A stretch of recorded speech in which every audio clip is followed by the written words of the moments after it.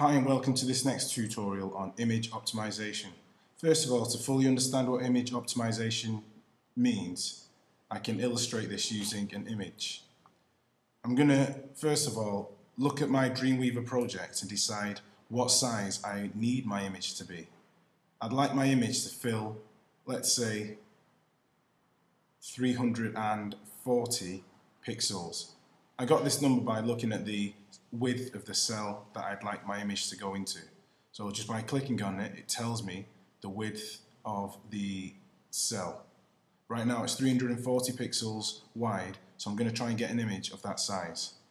I've done a search for Gary Moore over here, and this is the type of picture I'd like to use. I'm going to click on it and then view it at its full size. So right now, if I right click and go to properties, it's telling me that this image is currently 1137 pixels wide. That's way too big for me, so I need to optimize the image to be the exact size I need it to be. That's basically what image optimization is. Optimizing our images so they download faster at the right size, at the right file format. So I'm going to do so by saving the image, which I've already done. I've saved it in the root of my website folder over here, and I'm going to open it in Photoshop. So I'm just going to click on it and drag and drop it into the Photoshop window. So here it is inside of Photoshop right now. First of all, let's talk about the file format. The file format I'd like to use for such a colourful picture is JPEG.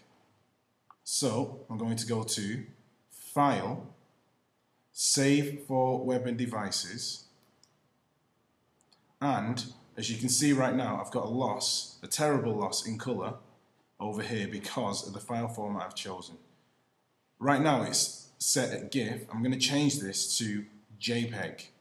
When I do so, you can see a lot of the colour information has come back. I'm now going to choose JPEG of a high quality, and this over here, I'm going to make sure it's ticked to optimized, which means it's going to drastically reduce the size of the file. If I untick optimized, we can see the file size has come from 141 kilobytes. Now if I choose optimized, it's reduced to 123. If I further reduce the quality, it's going to reduce the file size, meaning my image is more optimized and it will download faster. We can see from the preview I'm not losing that much information at all, but we still have a problem. Our image is still very, very big in size. So before we save it, let's just correct that. I'm going to go to the image menu and choose image size. Now what this has got for me here, it's got the actual dimensions of the image right now. Okay, so I'm just going to make sure I'm working in pixels, not a percentage. I'm actually going to write the desired width of my image. And because this option is ticked, constrain proportions, it's going to make sure the width and the height stay in the same proportion.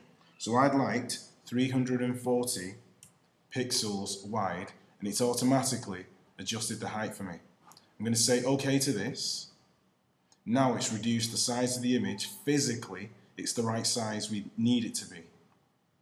Next, I'm going to go to File, Save for Web and Devices one more time, but this time let's have a look at the difference. From 141 kilobytes, let me change it back to JPEG, from 141 kilobytes to just 19 kilobytes at the same optimized option at quality 60. We could tell from the last time at quality 60 we didn't actually lose that much information at all, or color information. So now that's saved, it's optimized. I'm going to click on Save, and it's going to ask me for a new name for my image. I'm going to choose the image folder to make sure it's saved in the right place, and then I'm going to give it a good name, Gary Moore side image, and I'm going to choose over here, make sure it says image only. I'm going to click on Save, and that's it. I'm optimized.